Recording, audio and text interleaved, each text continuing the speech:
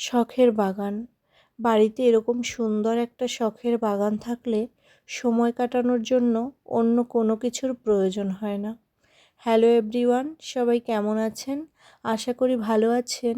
আমিও বেশ ভালো আছি। আজ আপনাদের ঘুরে দেখাবো সুন্দর একটা বাগান, যেখানে সবজি গাছ থেকে শুরু করে ফুলের গাছ সব কিছুই আছে। দেখুন, বেগুন গাছগুলো কিন্তু দারুণ সুন্দর হয়েছে, আর বেগুনও ধরেছে অনেক। আর এখানে আছে সুন্দর একটা জবা ফুলের গাছ, যে গাছটায় অনেক বেশি ফুল ফোটে। পুজো দেওয়ার জন্য এই একটা গাছের ফুলই যথেষ্ট। আপনাদের কাদের বাড়িতে এরকম সুন্দর বাগান আছে অবশ্যই কমেন্ট করে জানাবেন। আর আমার মনে হয় বাড়িতে এরকম সুন্দর একটা বাগান থাকলে মন খারাপ থাকে না। যখনই এই বাগানের মাঝখানে এসে আপনি দাঁড়াবেন আর চারপাশে ফুল ফল দেখবেন, আপনার মন কিন্তু এমনিই ভালো হয়ে যাবে। এই যে দেখুন নয়নতারা ফুল, আমি এখানে আসলে এই নয়নতারা ফুল দেখলেই আমার মন ভালো হয়ে যায়, কারণ নয়নতারা ফুল আমার ভীষণ পছন্দের। আর এখানে আছে লাল জবা, কি সুন্দর লাল জবা দেখুন। আমি কয়েকটা ফুল তুলে নেব পুজো দেওয়ার জন্য। আর এই ফুলটা দেখতে কিন্তু ভীষণ সুন্দর। সকালবেলাটায় রোদ উঠেছিল বেশ ভালো, যে কারণে আরও সুন্দর লাগছিল। এখানে অনেক ধরনের ফুল গাছ আছে। আর এই দিকে আছে সুন্দর একটা অ্যালোভেরা গাছ। এই প্রচণ্ড গরমে অ্যালোভেরা কিন্তু আমাদের অনেক কাজে লাগে। নানান ধরনের ফুল গাছ এখানে আছে। আর এই দিকে যাই, দেখি আম ধরেছে কেমন।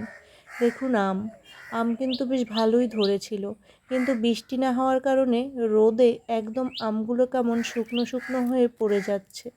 দেখুন, বেশ ভালোই আম ধরেছিল। এই দিকে যে এই আমটা দেখবেন, এই যে এই দেখুন কেমন শুকিয়ে শুকিয়ে যাচ্ছে।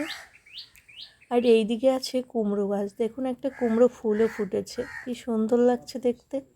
কুমড়ো গাছটায় মনে হচ্ছে এবার কুমড়ো ধরবে, অনেক ফুল এসেছে, তারপর ওই যে ছোট ছোট ফলনও হয়েছে। এই দিকে আছে একটা পেঁপে গাছ, পেঁপে গাছটাও কিন্তু বেশ ভালো ফলন এসে গেছে। এই যে দেখুন, একটু বৃষ্টি হলে গাছগুলো একদম তরতাজা হয়ে উঠতো, কিন্তু বহুদিন বৃষ্টির কোনো দেখা নেই।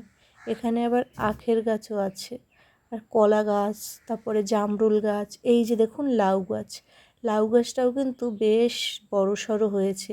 এখানে নিচে কিন্তু একটা ছোট্ট পুকুর আছে, পুকুরের পুরোটা জুড়ে কিন্তু এই লাউ গাছে কিন্তু অনেক লাউও ধরেছে। এই যে দেখুন আর একটা নয়নতারা, আমার ভীষণ পছন্দ। মাঝে মাঝে তো আমি তুলে নিয়ে জল দিয়ে বোতলে ভরে রাখি, দারুণ লাগে দেখতে। আর এখানে আছে কয়েকটা টমেটো গাছ। এখন তো টমেটো গাছের সময় শেষ হয়ে গেছে, তাই শুকিয়ে গেছে। আজকের ভিডিওটা এখানেই শেষ। ভালো থাকবেন সবাই, ধন্যবাদ সবাইকে, বাই।